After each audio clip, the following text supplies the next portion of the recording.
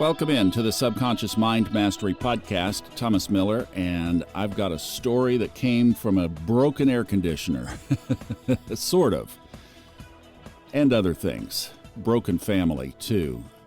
Been reflecting on this. It's on my mind all the time. Recently, I talked about the situation with my family. That's in a past podcast. That's just something that is not going to go away for a long, long time. And from it are lessons to be learned.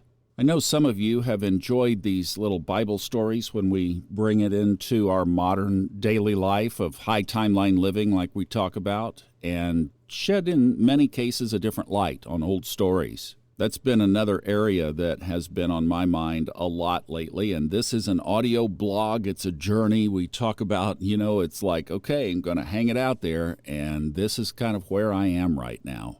And I've also heard from many of you that hanging a shingle on some kind of solid, firm faith foundation is something that you've been exploring too. The question is how, and what shingle do you hang on?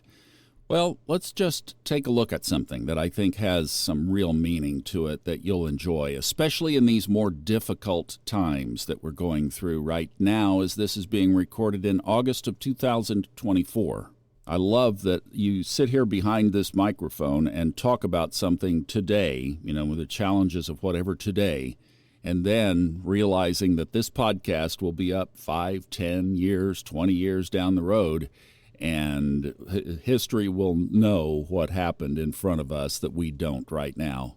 So a couple of days ago, my air conditioner broke, and that in Maggie Valley, North Carolina, wouldn't have been a deal at all. Most of the summers there, I had the windows open with window fans. Here, different situation. On the day that it went out, it was 112 degrees on my thermometer on the patio, and my patio takes a direct hit from the morning sun. It's beautiful. I watch the sunrise every morning right through my windows, and then it gets hot on that patio, and it retains it. So 112 it had been, and in about dinner time, the air conditioner stopped working. Took most of the next day to find the right repairman, and I finally did, and it was just incredible, and ended up just being a relatively small part that needed to be replaced. Where I was growing especially concerned is that 2 days after it went out, I had one of our group readings scheduled with Robert Glasscock, and it was going to be starting at 5 p.m. my time, right in the heat of the day. And it had gotten up close to 90 in here during the day. So, needless to say, I had a dumpster fire on my hands. And what can you do? But this little scenario had been running through my mind, and that's where I came back to, and that's where I held on to. In the midst of, the whole thing is going to have to be replaced. How long will that take? I don't have a good repair situation. All of that. And I just stayed with this. So we're going all the way back to the beginning book in the Bible, Genesis. If you've ever tried to understand the Bible and the biblical stories, this is one of the foundational concepts of why the stories are as they are in the Bible. To set this up, we're going back to the time of Abraham, because Abraham is the father of these two religions that we have today, the Jews and today's Muslims. They both claim ancestry back to Abraham. That's a separate story. We're going to step aside from that and go down the Jewish branch now with Abraham's children on that side of the tree. So Abraham begat Isaac, as it says, and Isaac begat Jacob. And Jacob had 12 sons. And Joseph, you remember Joseph's Technicolor Dreamcoat play on Broadway way back in the day? That was the 11th of the 12 sons. And think about that, 12. In astrology, 12 signs, 12 houses. If you go to the New Testament, 12 disciples. And these became the 12 tribes of Israel. Well, Joseph had a very strong Neptune or Pisces in his chart, I can guarantee you, because he was a dreamer. He had all these dreams, and he would interpret them, and one of the dreams that really ticked his brothers off was that he envisioned them bowing down to him one day. Now, from brother number 11, that just doesn't play well, and the story gets more interesting because Joseph was his father's favorite. I guess back in those patriarchal days, fathers would pick a son that ended up tilting to be their favorite son, and that was Joseph. So his brothers basically hated his guts. One day they were all out in the field, and a caravan of traders came by, heading south, obviously, to Egypt, and they sold Joseph to those traders, sent him down to Egypt. And then they took his coat, the Technicolor dream coat, and they dipped it in blood. They killed one of their lambs. I mean, this is quite a plot in itself. So they killed one of their lambs, dipped the coat in the blood, went back and told their father that his favorite son had been killed by a wild animal. Obviously, Jacob grieved as any father would grieve the loss of his son, and obviously his brothers saw his grief and were sad of that, but certainly couldn't tell him the truth. So they kept the secret. Fast forward a lot of years, probably decades. Hopping over a lot of the story here. Joseph had been imprisoned. His strong Neptune showed up there too, and he interpreted dreams for some of the other prisoners. And that eventually got out to Pharaoh that there's this guy that can interpret things accurately. Pharaoh had a bad dream, so he called Joseph in to interpret it. Joseph did. And Pharaoh got him out of prison and elevated him all the way up to the palace. I mean, if you have that kind of thing, right, then it's like, okay, you're over here, right next to me, made him number 2. Well, then Pharaoh had another dream, and this one was about the future economy of Egypt and the world. It was predicting a famine. Pharaoh had the dream. Joseph interpreted it just like it was going to unfold. And basically, Joseph told Pharaoh, you have 7 years in order to prepare for this, what is going to be a 7-year famine. There's that other key number in the Bible, 7. The interpretation was you need to put away food, store money, we need to prepare for this, and we will have enough food to get through. That was your dream, Pharaoh. So Pharaoh said, okay, do it. You're in charge of the program. Make it happen. So Joseph, now number 2 in Egypt, right next to Pharaoh, with all the power and authority to basically do what Pharaoh would do himself. And all because his brothers sold him into slavery, thinking that they were getting rid of him and his stupid dreams. Well, fast forward again, now 7 years, and here we have the famine. And the famine started to take its toll. Doesn't say if it was a worldwide famine, but at least it was regional. So Joseph's brothers, all of a sudden, were out of food. They didn't get the memo to prepare. But word got out that food was available in Egypt. So they packed up one day and went down to Egypt to see if they could get some food. Back then it wasn't like today. You could cross a border and you would be noticed. So they were noticed, and when they came looking for food, Joseph heard about it and found out that these were his brothers who, after all these decades, had finally come to Egypt looking for food. I wonder if Joseph knew that that might be a possibility. But here they were in his country now. What's he going to do? I'm skipping a lot of this. It takes up several chapters in the end of Genesis. You can read them if you're interested. But I'm trying to skip ahead to get to the very end because that's basically what the punch point of my point here is that I've been thinking about. So Joseph disguised himself, which would have been very easy for him to do. If you think about him being in the Egyptian culture, and number 2, so everything about the Egyptian culture, Joseph lived. This is a big sticking point for a lot of Christians who skip over this in their doctrine, because the Egyptian culture today would be absolutely labeled satanic in modern churches. Basically, everything about it. And yet, in the context of this story, the whole region was saved because of Joseph. In this narrative, one of God's chosen people was betrayed by a band of jealous brothers, and now he's in the position to basically save the whole region. So Joseph disguised himself, brought his brothers in, asked them why they were there, as though they were invaders. And this is where I know, in my own situation, and a lot of you have been through things where there is family separation going on. Well, here's a man who hasn't seen his family in decades. Now they're standing in front of him. He's disguised. He's older. They're older. Nobody recognizes anybody. They certainly don't suspect that this would be Joseph ruling Egypt. For goodness sakes, they probably thought he was long dead. Now he on his throne in the royal palace, they standing there hungry. And it says that after Joseph met with them, he went behind the throne area and wept. These family situations, like the one I'm in, I can just see myself in this story so much, will always be there. A tender moment.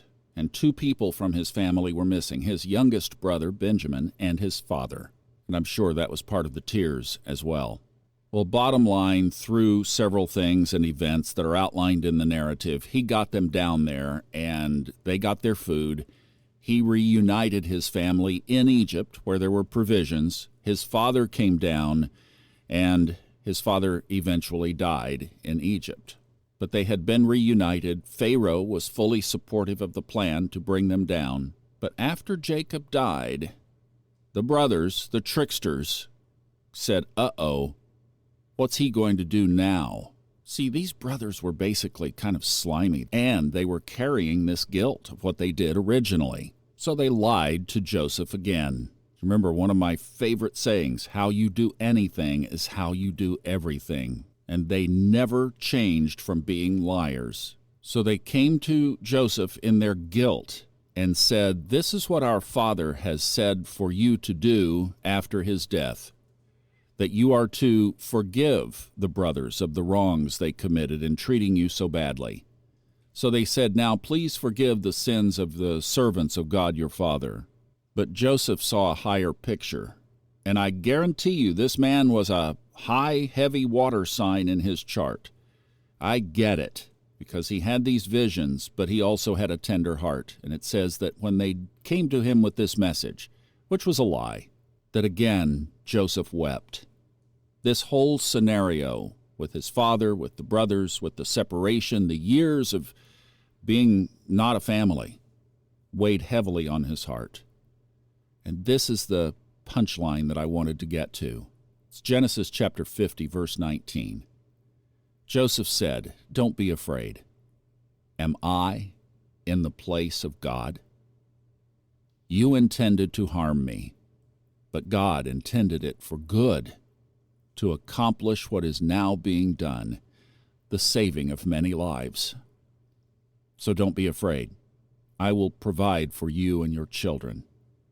He reassured them and spoke kindly to them. Wow. Forgiveness is a huge thing, and Joseph had long since forgiven them. In fact, that very theme was Joseph's theme when he was in prison. See, how you do anything is how you do everything. So when he was elevated to the palace, to the Pharaoh's number 2 in control of the whole plan, he still was that Joseph who was the way he was in the shepherd field, in the prison, and now distributing all this food that he had accumulated for the last 7 years. His life showed signs of integrity, responsibility, connection to source, connection to God, and God, source, to him, the tapestry master, the one who orchestrating, we talk about the universe. I mean, all things working together for good, permeating everything from sending a caravan at just the right time. What was that synchronicity? I mean, this guy had to be moved to Egypt, then getting thrown in jail, right next to the jailmates who would elevate his dream interpretations to Pharaoh. Was that coincidental? I think not. So let's do 4 little takeaways from this real quick, and then we'll wrap up, huh? First thing, I just see this stark contrast between Joseph and his brothers. His brothers probably didn't have much to think about God. They were liars, and because they lied so much, they were guilty all the time. They had no integrity. Their word was worthless. They could not be trusted. Joseph, on the other hand, had a construct of a higher power and of him being a co-creator. He could see all these visions, and then he had patience to realize this is out there. I'm being shown for some reason, and I'm available. See, in contrast, his brothers probably wanted to be in the limelight, and Joseph was content to just be available to serve. Joseph had spiritual perception even at his very young age. He trusted that all would be well through everything that happened, everything that unfolded. And you don't see 1 ounce of resistance from him in this whole story. I think that is totally key. Joseph did not resist. You never see him kicking, screaming, backpedaling, wishing he could be over here or over there. He was just content. In prison, he did the same thing he did in the fields. In the palace, he did the same thing he did in prison and the fields. He just was who he was. And in contrast to his slimy brothers, he could be trusted. And he was put in charge of the whole food accumulation and distribution programs because of that. The second thought, and this is going to be a little sharp, I apologize, but I have to say this, that many Christians today, unfortunately, have a delusional perspective of reality. Now, I'm not going to camp here. I've experienced this. I've been doing a lot of work to sort this out, and the more I come back to this, it really is a perspective that needs to be examined and changed. So if you've been in the church and you found this podcast because you're looking for alternatives, I don't know, that was a strong statement. I get it. But what I want to do is be a little bit forward in order to shake up, to say it's okay to take a look at this modern Christian thing, because as I'm recording this, pastors all over the country, but particularly in Texas and mostly in Dallas, are getting arrested for sexual crimes. Now, folks, that means children, and these are pastors. Do you not think that this paradigm needs to be examined, taken apart, possibly taken down? So here's with the story why I say this. Egypt was a polytheistic culture, and you'd have to say that was a synchronicity of that caravan going down there at the peak time when Joseph had talked about this dream of all the wheat falling down to worship him, the brothers, and they were upset with him right as that caravan was going south. That God was going to use a polytheistic culture to save his own people, quote unquote. I mean, that's what happened. Church today would not accept that. Yet they preach from this story all the time. In Egypt, they practiced divination. In fact, there's a verse where Joseph said, I can have my divination team come in here and tell me where the goblet is that you've hidden. It was actually Joseph. He planted a goblet, but that's another part of the story. But anyway, they used astrology. They used divination. My family's not talking to me because of astrology. How do you think the planets got all lined up around the earth in a perfect circle called the ecliptic? Do you not think that was God's hand? And yet it's evil to study what that means? It's ridiculous. There were all kinds of gods and systems and divination tools and all kinds of stuff in the Egyptian culture. They understood nature, and they used it. It was also a very sensual culture. A lot of things today that would be frowned upon were normal to them.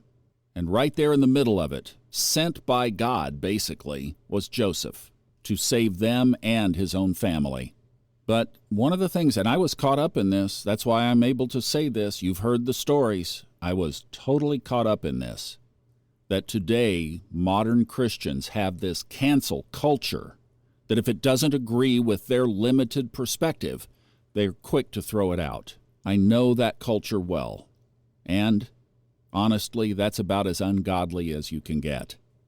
And I hope that if you're in that position, please, the purpose of this being a little firm here is to say, take a good, hard look at this, because you really cannot argue around this story.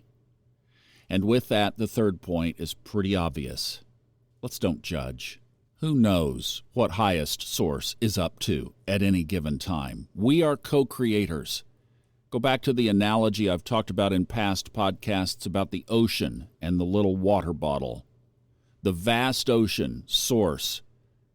Just think about one of those plastic water bottles that you buy at the grocery store as representing you and me. Say it's about half full of water. And let's presume that water came from the ocean. An ocean represents highest source. That bottle is not the ocean. It's part of the ocean. That bottle is you. Ocean is source. You have in you part of Source. And if you're a water bottle whose heart yearns to get back to Source, then you hope that somebody takes you back there and pours you in. Well, that's the whole picture of redemption. That's what this journey is about. We don't buck that we're not the whole thing, and we don't bemoan that we're an empty water bottle, like, oh, I can never do that. You have it in you. That was Wayne Dyer's whole message when he said, from the Psalms, actually, in the Bible, you are God's, the verse, you are God's. Jesus quoted that verse as well. See, I think that's a lot closer to actually Jesus' real message, is to bring us back, slap us into that awareness that we are divine inside. We are created with a divine nature. We just have forgotten it. Are you the whole ocean? No. And being part of the ocean, having the ocean in you, I mean, let's say that these brothers had that too, right? I think their bottles were empty and Joseph's had all the rest from that family. No, they all had their own. Their focus was on that plastic bottle instead of the source that's inside of it. That's the shift. And when you realize that you have your part of Source in you, and that person over there who might need a little judgment because whatever they're off, they have Source in them too. We're all just trying to get through this together. What's the focus on? If you're judging, you're focusing totally, 100% on the plastic bottle. If you see the divine in somebody else and you connect with that, we're all of the same source. Don't focus so much on the plastic bottle. Focus more on the common source we all have inside. So point number 4 is, I've got a new favorite saying. Well, adding it to the list, right? That you meant it for evil, or you could say bad or harm, etc. But God meant it for good. And I'm putting that right up there with, I'm living my highest timeline. How you do anything is how you do everything. We are not human beings having a spiritual experience. We are spiritual beings having a human experience. And of course, enjoy the journey, right? You meant it for harm, but God meant it for good. And you can apply that even to a broken old air conditioner. So whatever your perspective of Source is, I hope that you'll take a swing at this, to think that we are in a tapestry of co-creation, and to think that when things don't work out the way we think they should, that we can step back and just relax and be a little more like Joseph in prison and say, this seems like a bad thing, but that source, that part of Source in my little water bottle, means it for good. I hope you like that. And above all, enjoy the journey. I'm Thomas Miller. Thanks for listening.